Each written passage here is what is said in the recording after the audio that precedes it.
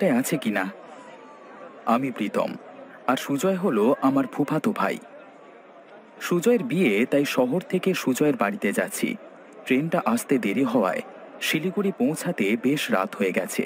সুজয়কে আমার রিসিভ করবার জন্য ট্রেন স্টেশনে আসবার কথা ছিল, কিন্তু তার কোনো খবর নেই। সুজয়ের কথা ভাবতে ভাবতে হঠাৎ পকেটে মোবাইলটা বেজে উঠল। কিরে, তুই কোথায়? আমি তো স্টেশনে তোকে খুঁজে পাচ্ছি না। আর বলিস না, এই কাজে যাবে আমার স্টেশনে যাওয়া হয়নি বুঝলি। তুই বরং একটা কাজ কর, স্টেশন থেকে একটা ট্যাক্সি নিয়ে চলে আয়। এটা কোনো কথা হলো?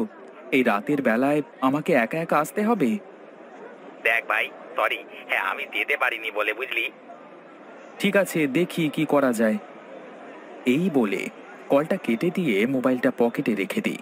স্টেশন প্রায় ফাঁকা, তেমন গাড়ি নেই বললেই চলে। কয়েকজন লোক এদিক ওদিক ছোটাছুটি করছে, দেখে মনে হচ্ছে বাড়িতে যাওয়ার জন্য ব্যস্ত হয়ে পড়েছে।